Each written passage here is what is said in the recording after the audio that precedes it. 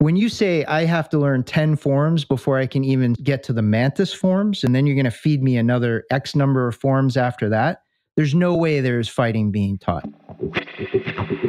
Hey there, I'm Stephen Kesting, and this is the Strenuous Life Podcast.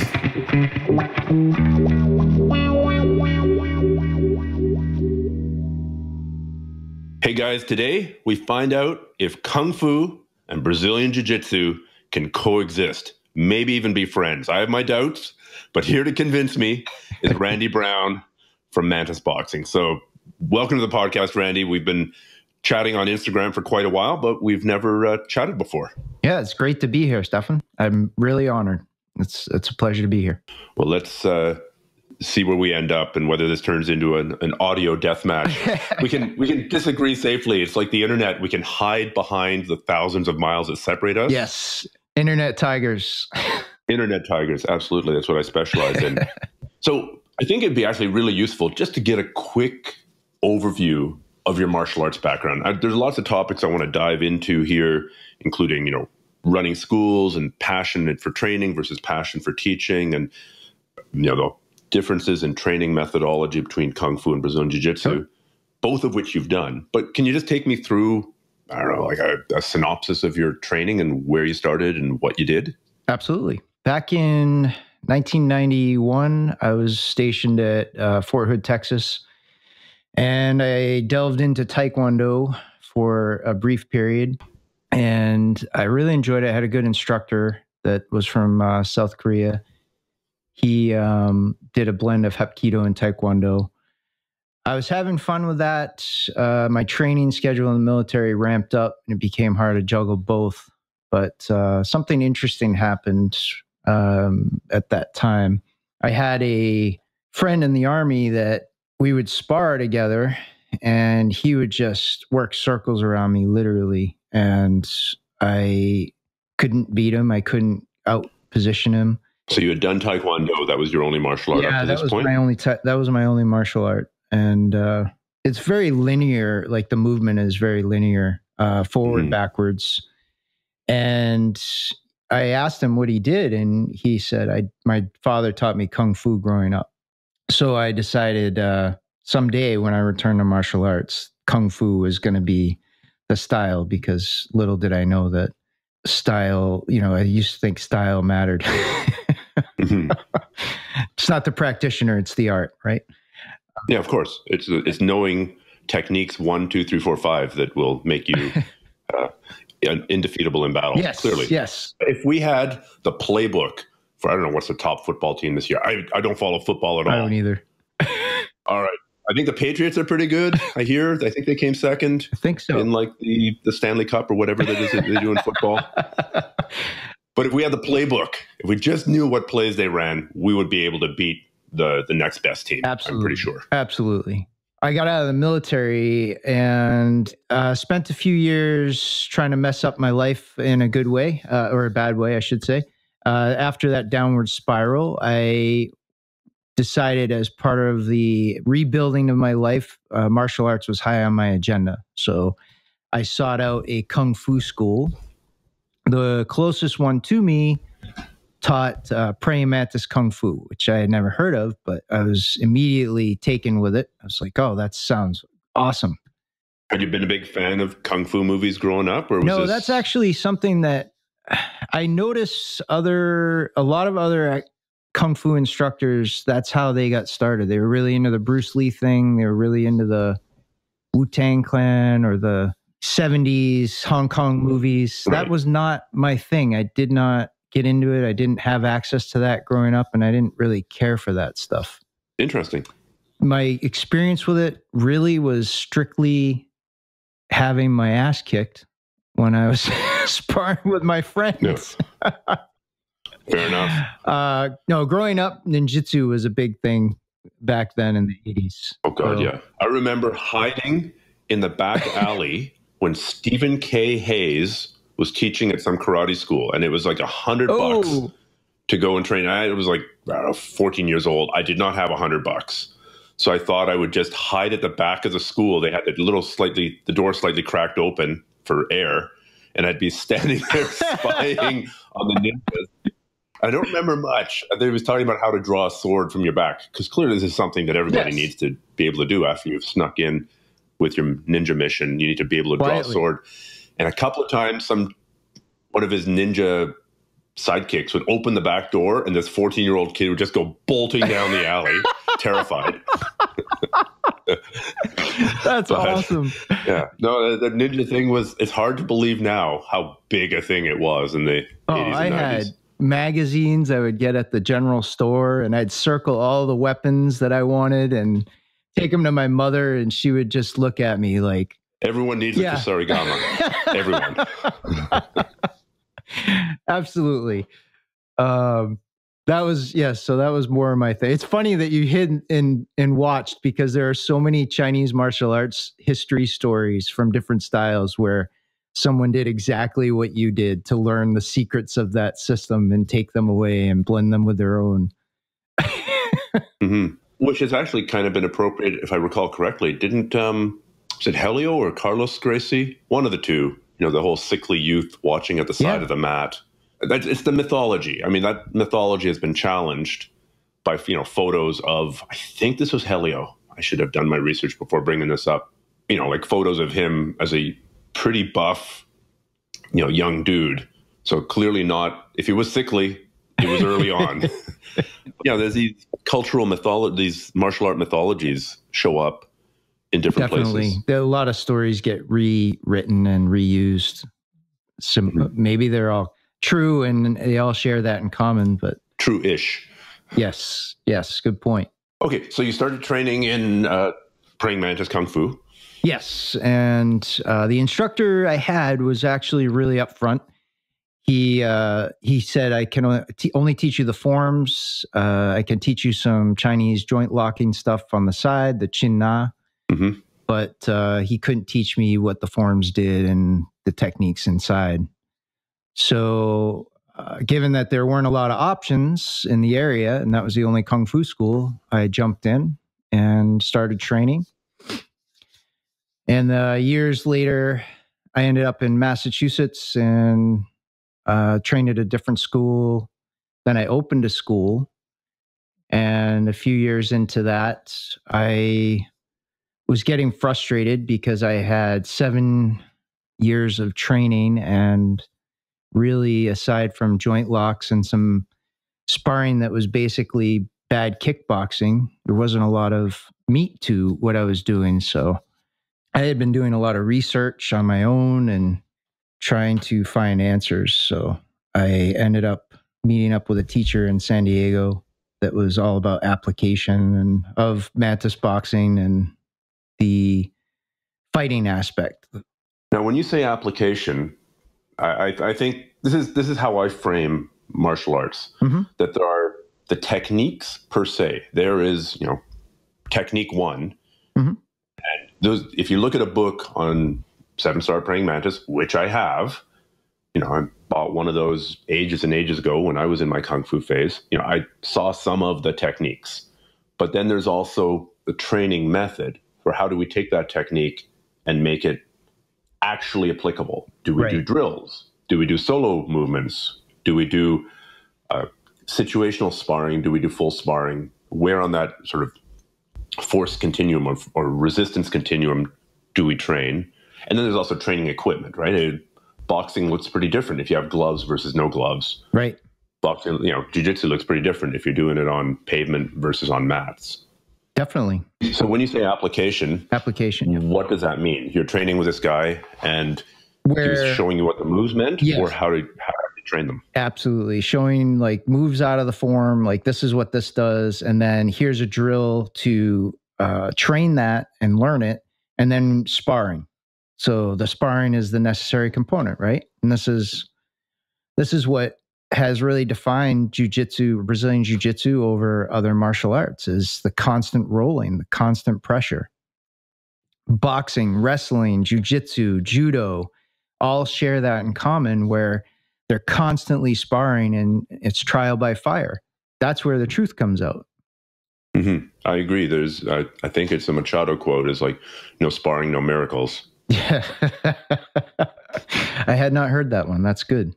But it's true, and it's easy. I think it's a little bit more taken for granted now that you have to spar, but there's still a lot of people, and the term sparring is a slippery one because I talk to Aikido people sometimes who go, "Oh, we do randori," Yeah. and the term randori in a judo context means you and I are actually trying to throw each other on our backs or pin each other or arm lock each other. It's contested in exactly the same way that jiu-jitsu would be contested, in exactly the same way boxing would be contested.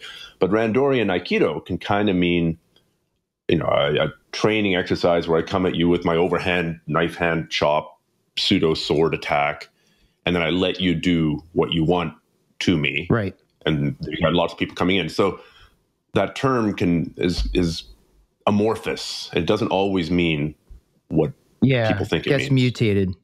So how did you guys manage to take the Kung Fu curriculum and actually spar it? So he had a mixed background. He had been doing mantis for a very long time, but obviously seeking answers in other styles. And there are only so many ways to punch and kick and throw somebody. So one of the quick segue, or not so quick segue, is on Chinese martial arts in general took beating in history. And they were really mishandled after a certain point where you're just passing down the shell of systems where you get forms handed down from one generation to the next and maybe a set of keywords or principles, but no real substance to the art. When do you think this started happening? As near as I can tell, it was the late Qing dynasty, which is late 1800s.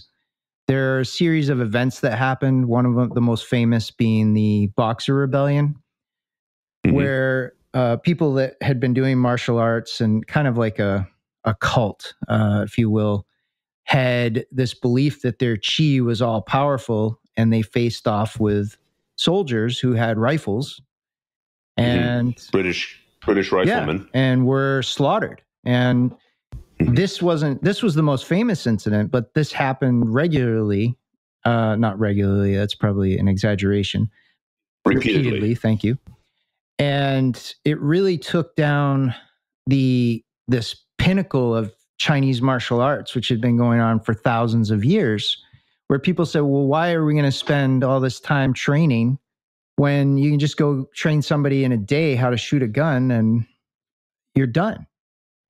So at that point, anyone who was really legit in martial arts was usually, if they weren't a thug, they were a bodyguard or a soldier. And in China, that was the bottom of the barrel. Like in Japan, the warrior caste was at the top. In China, it was at the bottom.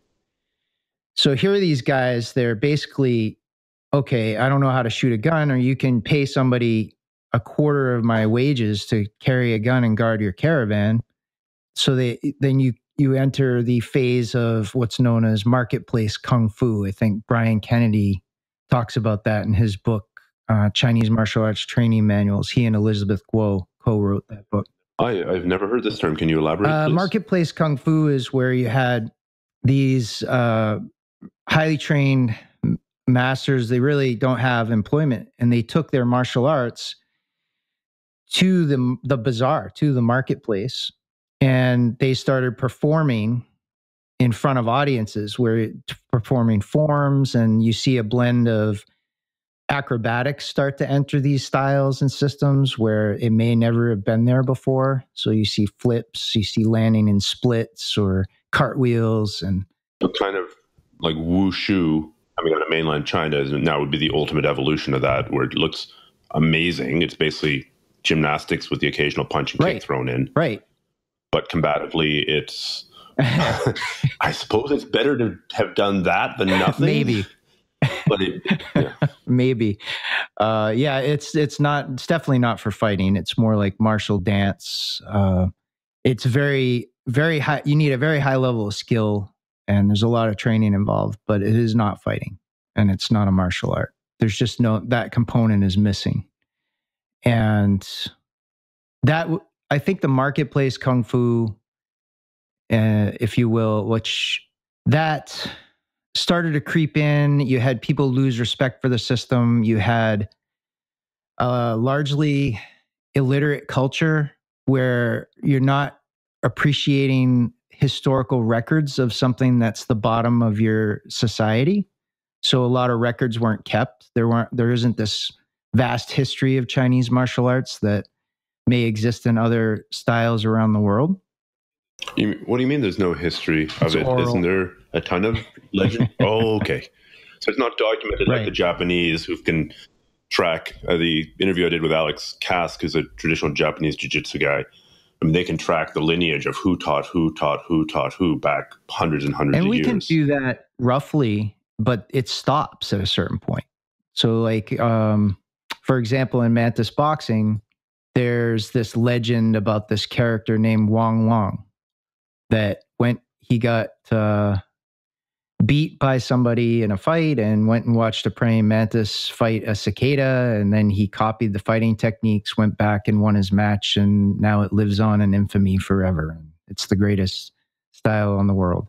Well, it's garbage. I mean, it's just a myth. And if you look back through the actual records, the furthest back that we can actually trace it is in the 1800s.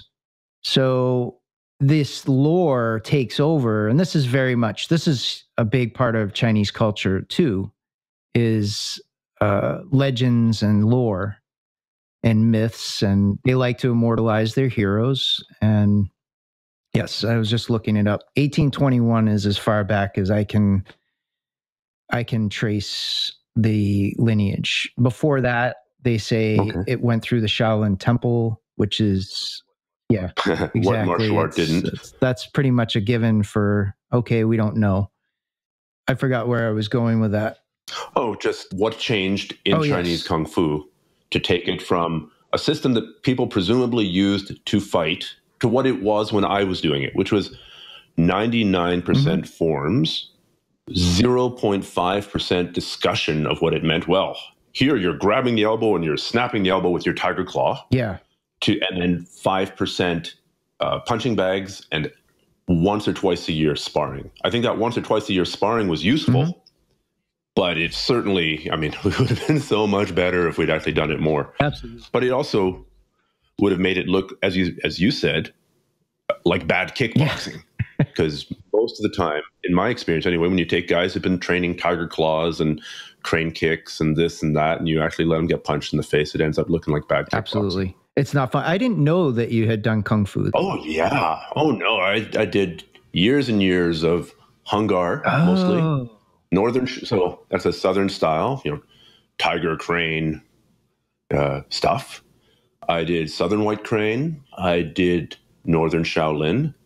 And I dabbled in Tai Chi, a little bit of Xingyi, an internal system. I think those are the main ones. For sure, mostly Hung Gar and Northern Shaolin. So when I take the piss out on Kung Fu, I'm taking out the piss on me as well. That explains the comments I've seen you make in the past. That definitely, because you share that same emotional reaction that I did. I was very disenchanted for a long time. I was getting very frustrated. And I was like, this cannot be. Because you've been there, you've done, your tiger crane form literally 1,000 times. And you're like, okay, when is this actually going to start working for me? Do I have to do another 10,000 times? Is that the secret? Of course, that's what keeps the doors of the Kung Fu school open. So I recognize that there's a divergence of interests, right? They don't actually want to produce somebody who can fight right away. They want to buy into this mythology that if you just keep on doing it long enough, if you just stay in your horse stance long enough, if you just ignore all other martial arts and just do what we tell you, then all of a sudden, the implicit promise is it'll start working. Or alternately, then we'll show you the real secrets of the iron wire form or whatever. Well, that right there is the key, is that bait, that carrot in front of the donkey. I had a friend that had been training he had done Taekwondo. I forget what rank he had reached, but he'd spent years doing it, and he wanted to do Kung Fu. And he trained with this master from China in Cambridge, Massachusetts. And he went to him And he was there for 4 years, and he learned nothing but forms. They never sparred. Mm-hmm. And he asked the teacher one day, he said, when are you going to show me how to fight with this? And he was respectful. He wasn't being a jerk about it. And I kid you not, the teacher said to him, when you can show up at my house every day and pick me up for work, drop off my dry cleaning, get my groceries, and take me home at night. If you do that for 6 years, I'll show you how to fight with this. You're kidding. 6 years. Wow. It's just this unattainable goal that no one will ever reach to be able to call him out and see if he really knows his shit. Yeah, exactly. And I would like to just preface this conversation or interject this too, Stefan, is if somebody wants to teach Chinese martial arts forms and they want to focus on that only, I fully appreciate that and I respect that. It's like, that's your thing. And you mentioned wushu, and that's awesome. And people are really, they get to a really high level of proficiency in that. Go do your thing. Yeah. Just don't tell everyone else it's called fighting. I'm not driving by the old people doing Tai Chi in the park, mocking them for their lack of fighting skills. No, I don't want somebody to think that I look down on that. That's not the case at all. It's the fact that I don't like it being sold as a bill of goods that this is fighting, this is martial arts. You're going to learn to be able to defend yourself doing this. That's not keeping it real. So how did you get to keeping it real? So you went and trained with this guy in San Diego. I spent years going out there. I'd go out 3-4 times. I'd live basically at his house for the weekend for 4 days and just train. We'd train all day. I'd come back, practice everything. I'd work. I was teaching, so I was able to get a lot of repetition in. I was sparring all the time. And I had him out a couple times a year just doing workshops at my school. And I just coddled things together that way. And so who was he? This was Tony Puyo. He's in San Diego, Ramona, actually. And just continued on that path of, like I said, he was very much eclectic background of looking at other styles and bringing them in to fix mantis boxing. And mantis specifically, along with Eagle Claw and Tai Chi, these are grappling styles. I mean, their strikes and kicks are set up to get in, get your hands on somebody, and throw them on the ground and finish the fight.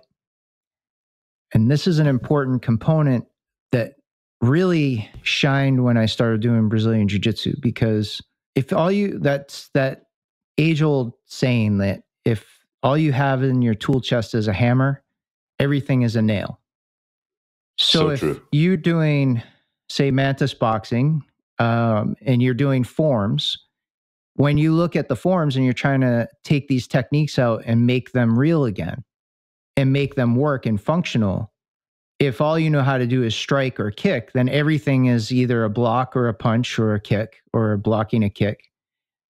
And when you look at a style like mantis boxing, the keywords have grappling written all over them. Same with Tai Chi. People diss Tai Chi, and the way it's taught now, there's a very good reason it's taught the way it is now, historically.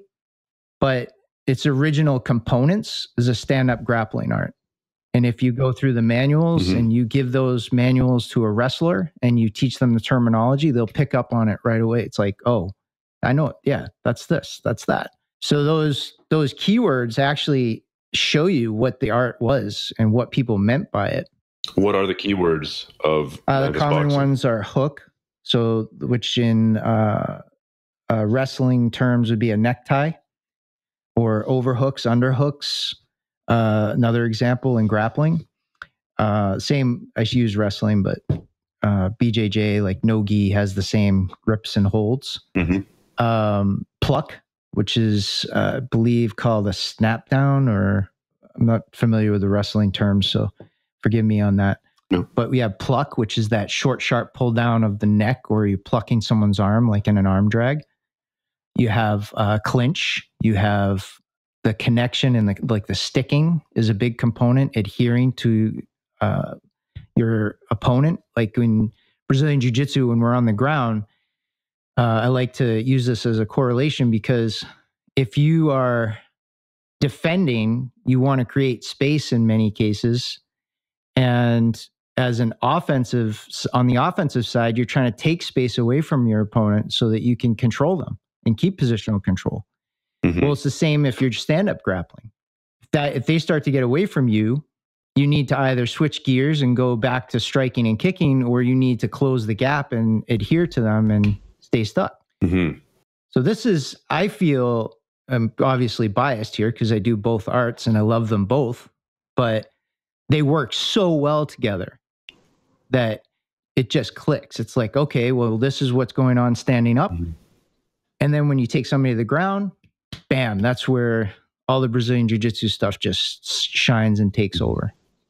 Well, it seems to me when you reference those arts of praying mantis and eagle claw, mm-hmm. that most of the grappling that, if you'd asked me half an hour ago, mm-hmm.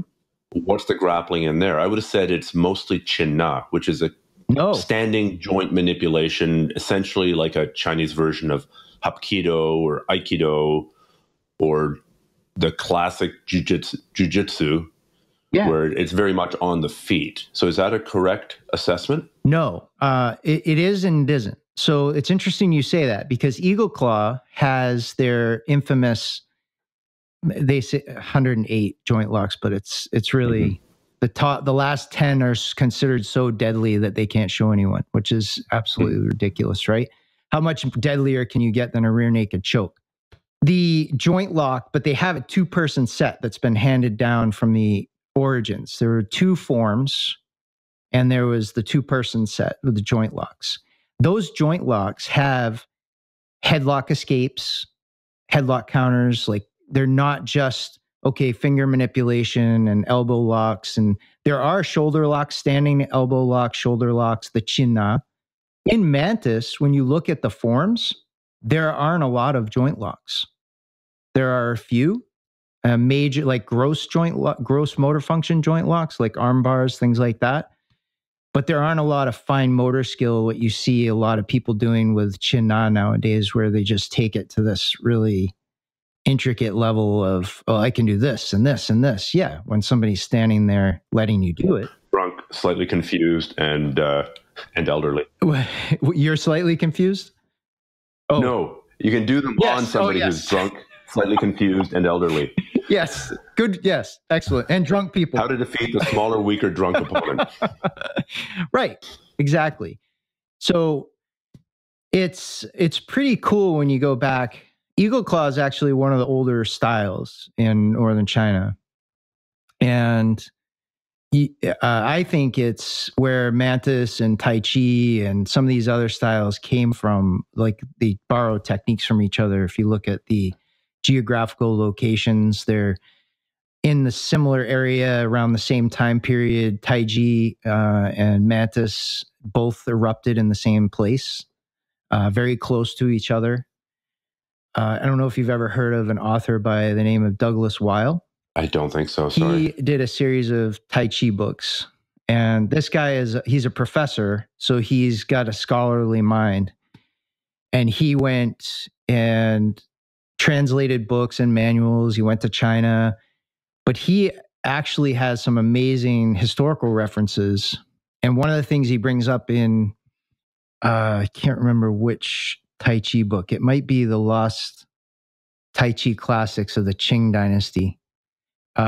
He brings up the Yellow River region and being full of drought and famine and a large population of young males with not enough mates and not enough employment.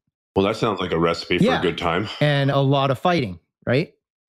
And interestingly, that's the time period a lot of these, what I would say is more advanced or intricate martial arts developed out of there. So, but I'm still confused as to, there's so many directions we could go here, and I hope we go in a few of them because I really like talking about this.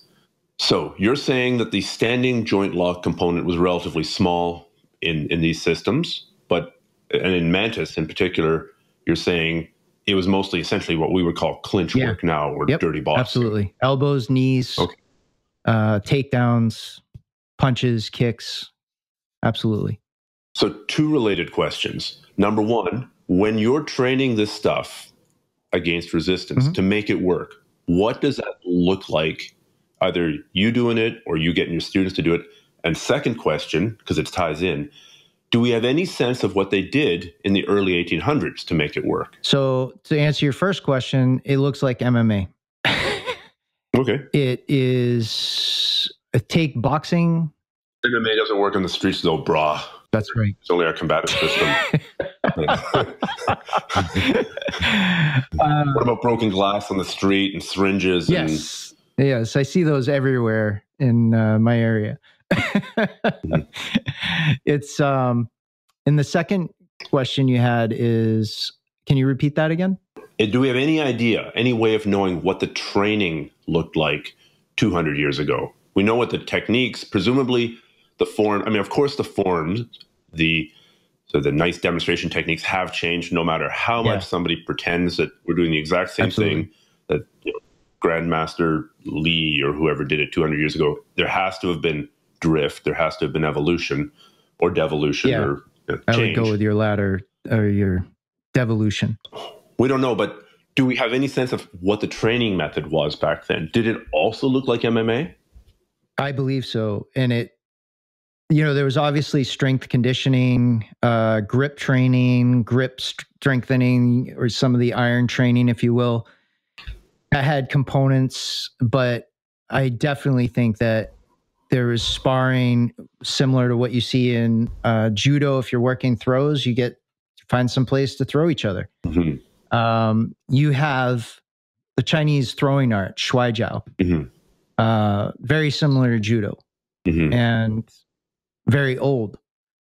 And I definitely think, so when I look at forms, and this is obviously just my opinion of them, but forms are a library, and there were not a lot of them. So this is one of the things before I met Tony Puyot that I had been doing because of my frustration.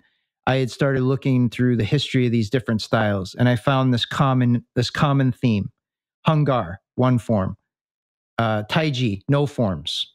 Eagle Claw, 2 forms, 3 if you count the 2-person set. Mantis, 3 forms. Xingyi, no forms. Bagua, no forms. Like, this pattern was repeated over and over again. So I started just throwing everything away. So then the forms accumulated over time because they needed something else to teach people. Absolutely. And if you are in a literate culture where reading and writing is only a select few people in the scholarly class are able to do it, and you need to transmit a system of martial arts down from one generation to the other, it's actually a very ingenious way of doing it.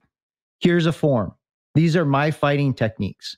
In Taiji, there's a total of 37, in Yang style, there's a total of 37 moves. That's it. They repeat, if you do the long form, they repeat over and over again. But if you rip that all down, there's only 37 moves.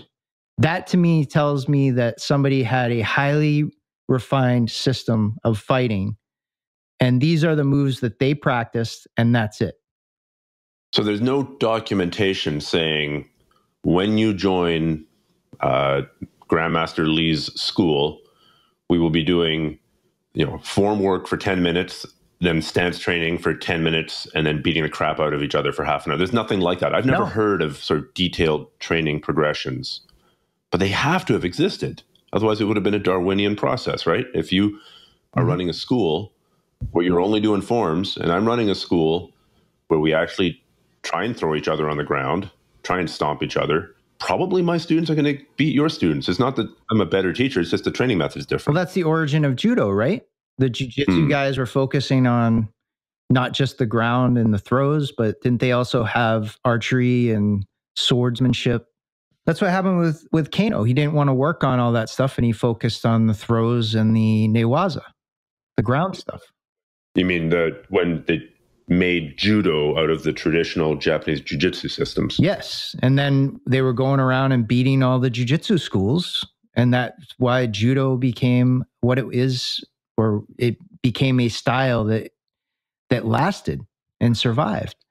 I agree, but there was also a lot of cross training back then as well, right? I mean, I've heard critical analyses. There's that famous police tournament to decide what would become the official jiu-jitsu system for the, it was a Tokyo Metropolitan Police. And that was the one where supposedly the judo guys kicked the asses of all the traditional jiu-jitsu guys. But it's worth pointing out that a lot of those judo guys were old school jiu-jitsu guys. They had done all that other training, then they'd gone and trained at the Kodokan, and then they went and competed against their brethren. So it wasn't like new system versus old system. It was a new plus old versus old. Well, and I think that the comparison being that in China, if somebody were doing, as you said, just doing forms and other people were fighting, yeah, they wouldn't have survived. But that evolution or devolution, if you will, of the art just going to forms-based structure, I think was something that happened in the 1900s.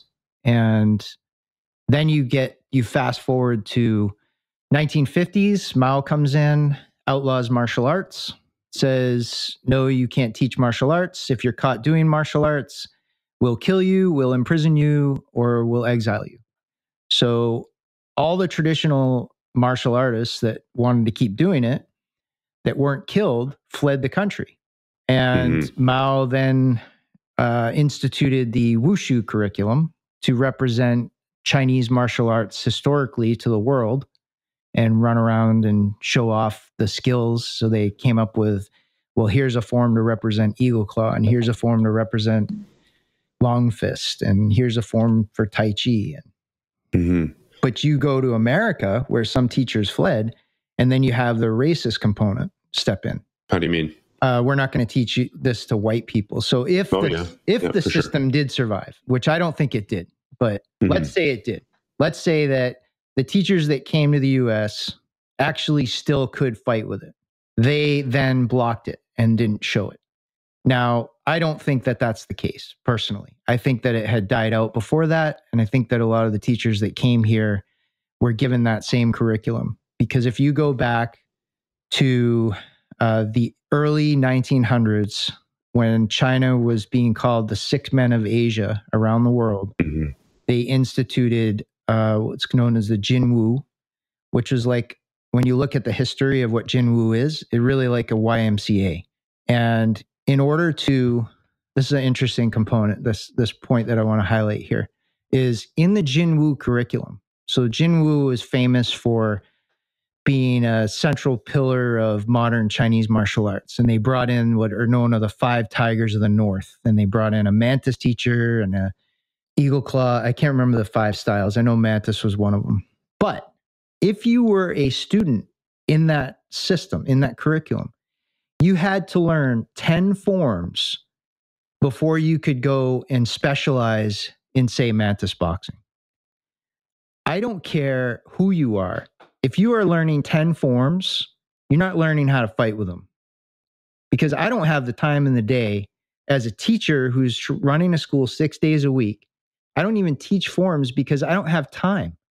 There's so much stuff to work on for fighting that where can I fit that in that it's not a distraction and a complete waste? So when you say I have to learn 10 forms before I can even get to the mantis forms, and then you're going to feed me another X number of forms after that, there's no way there's fighting being taught. Yeah, I would agree. Or it's so peripheral or added on as an afterthought to almost be useless. Yes, or like you said when we started today, here's a technique, number 1, bang, bang, bang. This is what this does, but nobody's ever testing it to see if it really works. So I think we're in agreement here, but then answer me this. If what you're teaching standing looks a lot like MMA or kickboxing, and what you're teaching on the ground looks a lot like MMA and jiu-jitsu, why call it mantis anything? Why not call it MMA or call it jiu-jitsu? I have this obsession with fixing something that was broken. I don't know. Oh, that's a fair answer. It's a fair answer. To me, this is older than, I mean, what is MMA? truly defined as just a mix, right?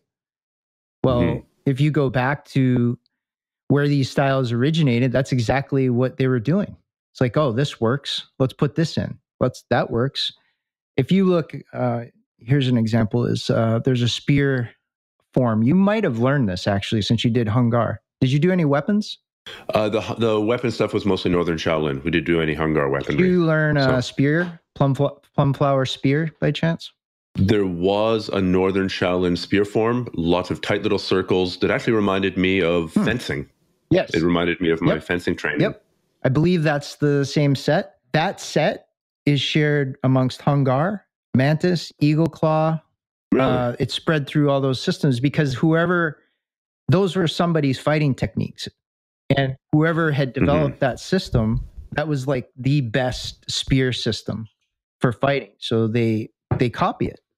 I am calling this up on internet right now because I want to see if this is the same set that you learned. Plum flower spear. Yeah, that's it. Yeah, exactly. Yeah. Wow, I didn't know that was shared. So clearly at some point there was a spear badass who taught this stuff, and then everyone modified it a little bit because this looks about 80% or 70%. Each version is a little different, but the core is the same. Yeah. Oh, super cool.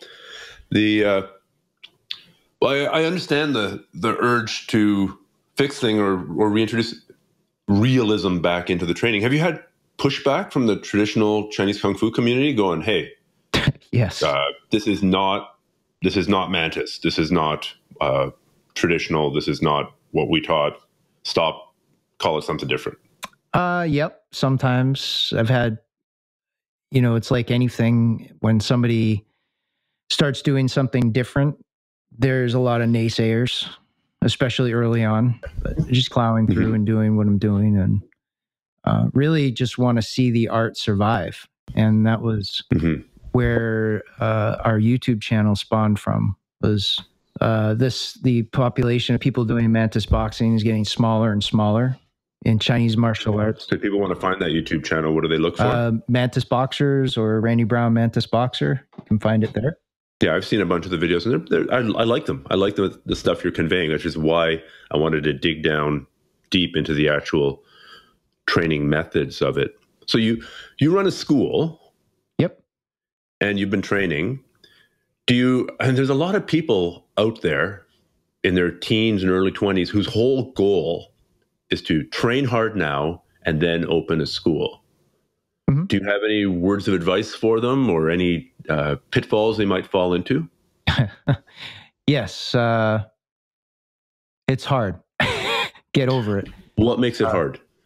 It's a grind. Like, for me, I think that there's a shift. There's a certain energy of an entrepreneur, somebody who will take risks and start a venture.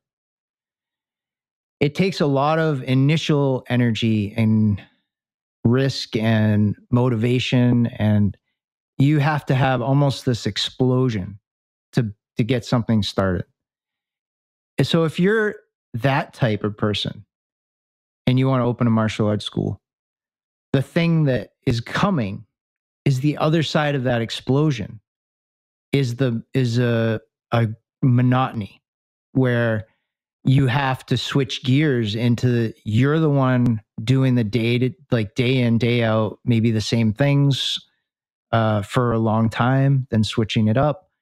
But you have to switch routines. Do you mean teaching or promoting your school? Teaching, the promotion, the marketing, all that stuff. I mean, you have to have the business acumen side as well. Can you make a budget? Can you? What's a budget? Can you balance a checkbook? You have to find ways to accept payment. You have to set policies of what you'll accept. People will run all over you at first, and you have to have some balance between a backbone, but not being too mean. But there's that shift. So if you do have the personality to go open a business, any business really, it's not that same energy if you were to open a convenience store and then you're the one that has to stand at the register every day and accept transactions. That's a completely different personality. Oh, I see what you mean. The thing that got you there isn't the thing that keeps you going. Exactly. So you have to completely change your mentality after that. So that's what I mean by it's hard. And then a lot of people who are the opposite, like they're the one that would rather just stand there and do the transactions all day. For example, if they're using the convenience store, they're not necessarily the same person that would ever have the energy to go open a school or take that risk. They might not like risk. The crazy drive to go double down on something you do not know whether to work or not. And put all your life energy and considerable resources like into rebuilding a dead martial art. Yeah. I think there's a windmill that I've seen somewhere that you can go tilting at there, Don Quixote.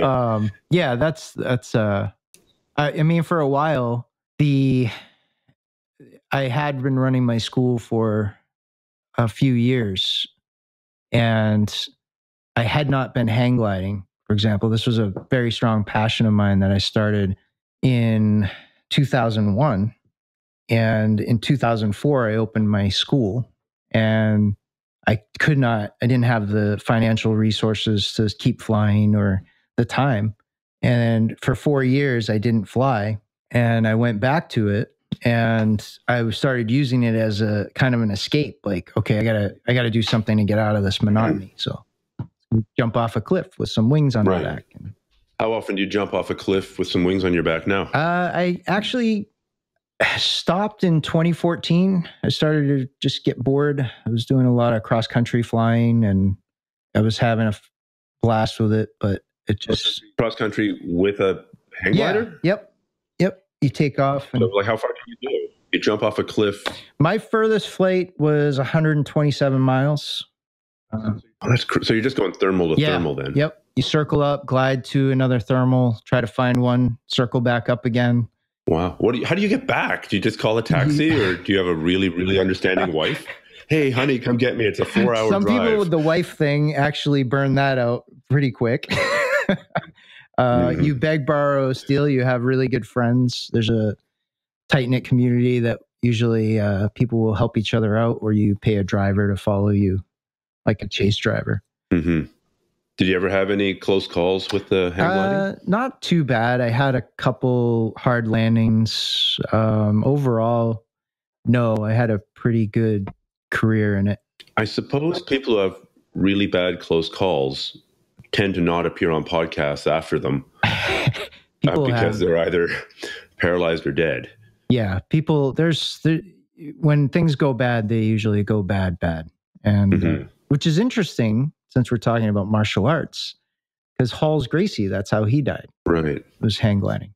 There's a hang gliding fatality close to where I live. I think it was the person went up with the instructor. So it's a 2-person hang glide, which is the only type of hang gliding I've ever done.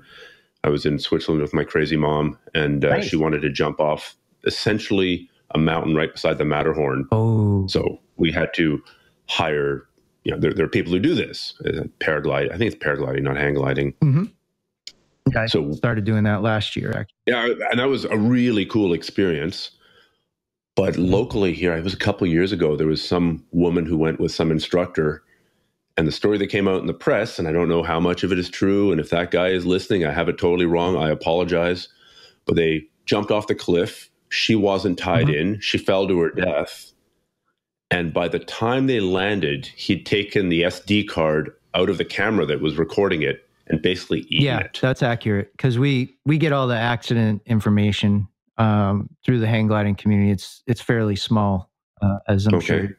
So that actually did happen that way? He did do that. How did they figure out that he ate the card? I don't know. I think they knew he had the camera and they just put 2 and 2 together where, okay, where's the card? It comes out eventually.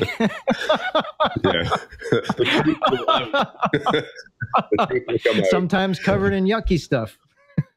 All right. So we're taking the conversation to a whole new low. So you said you quit doing the hang gliding stuff. Yes. Or what I often tell people, if they're doing jiu-jitsu and they get so busy with life, or their kid gets sick or their spouse gets sick, or they have to build their business or work on not going bankrupt, or they have to move out to, the oil patch or whatever, I always say jiu-jitsu will be there for you when you get back. The art will still be there. You've taken a break from hang gliding? I actually stopped, and then last year I started taking up paragliding for something different, which is so paragliding's the rigid that's wing? the parachute. It looks like a parachute, an elliptical parachute. Okay. And it's a bag. Basically, you hike up with a backpack. The hang glider has the rigid frame, aluminum frame in it.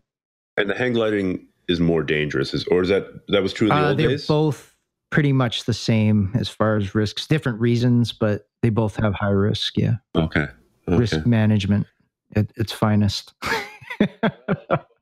Well, I suppose you're no stranger to that. I mean, given that jiu-jitsu and well, I've got a whole bunch of surgeries.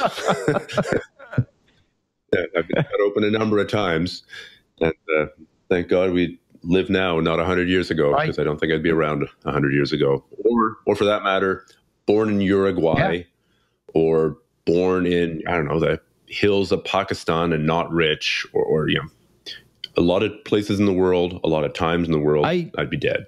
So just came across the other day your story about you're getting hit in the face with someone's heel in a throwing class. Your podcast about takedowns in BJJ. Yeah. I didn't know that. Oh, well, if you take a look at a photo of me or look at me face to face, you can see that one eye is definitely lower in the head than the other. It's kind of a I'm told it's a face with character, but those people are trying to be nice to me. And I had a woman come up to me. She was an older woman, and she was trying to sell something. She was trying to sell me on some website, something or other. And she did a cold read on me. Have you heard of cold reading? If you go to the Gypsy Woman, well, Randy, I can see that you've had your struggles in life, and then they either go but or and. So she started doing it on me, and she's like, I can tell from your face that you have a lot of character. All right. Who doesn't want to hear that? You've really overcome some challenges in your 40s, persevered. And I'm seeing something around age 29, 30, but just you're so, and I start laughing. I'm like, I'm pretty friendly about it, but I'm like, look, has anyone you've talked to today, have you told any of them, look, I can tell from your face that you're really weak and that you crumble at the first sign of adversity and that you're not a good person? Have you ever, because statistically there has to be somebody here that you've talked to. You should have told that to them. And she just ignored that. That's a good shutdown. I'm going to remember that. Beware of people telling you what you want to hear. It's funny. I'd never been, I've never gone and had my tarot cards read or tea leaves, but it was it was out of place. I'm here looking at, I forget what it was. Maybe it was a new way to integrate my email newsletter with my website, something like that. And I didn't end up going with it because I'm happy with the system that I have. It works really well. And, you send out a lot of email. Yeah, definitely. Most of the people open. So that's a good thing. I don't want to screw around with that. But I don't know how Gypsy Woman cold reading worked into that. She found a way to apply her skills in the sales world, apparently. Yeah. So mind reading. So thank you very much. I think we're going to wrap it up here, Randy. Potentially jiu-jitsu and MMA can coexist with traditional kung fu. And I wish you good luck in your Rebuild the Art project. How do people get a hold of you or see more of your stuff? I think that's because this is all theoretical until people see what it is you're doing, or maybe go and check out your school if they live in your neighborhood. Absolutely. Well, I'm in Acton, Massachusetts, and my school is Randy Brown Mantis Boxing. You can also find us on our YouTube channel, Randy Brown Mantis Boxer, or Instagram. You can reach me there. My email is randy@randybrownmantisboxing.com. Any of those are great. And our website's the same. Okay. You're all over the internet then. I try, but I just have a quick question for you. Did I not convince you? Because you seemed still unsure. Well, I'm happy with the path that I'm walking right now.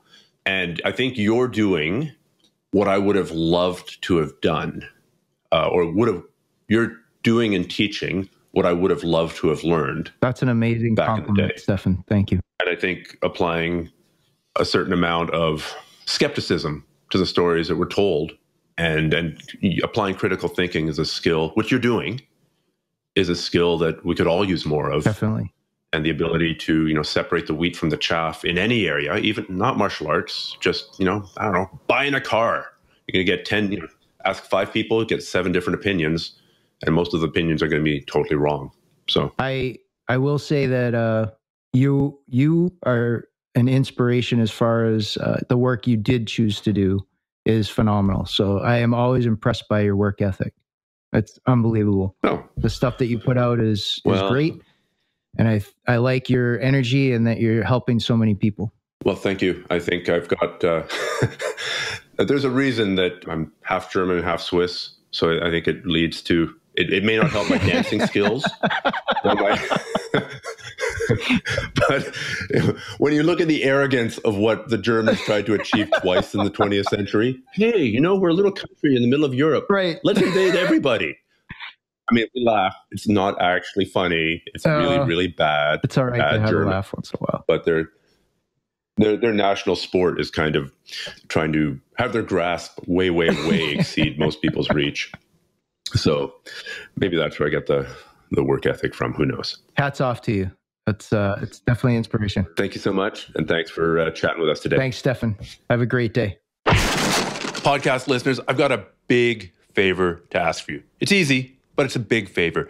If you are already subscribed, can you take the time to write a quick review, or even faster, just give the podcast a rating wherever you get your podcast. If it's in iTunes, it's really, really easy to leave a star rating, hint, 5 stars, or leave a comment, just saying what you think about the podcast. That kind of feedback, that kind of signal is really, really useful to help the podcast grow.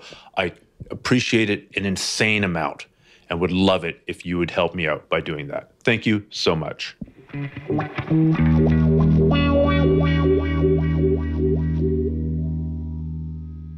Podcast listeners, if you found this interesting or useful or entertaining, please pass this episode on to somebody else in your social circle or in your training circle. Surely there's somebody else out there who would also find it interesting. This is the way the podcast grows. It's an organic growth by people like you passing it on to their friends and the people that they know. I really, really appreciate this kind of sharing. So thank you so much in advance and good luck with your training.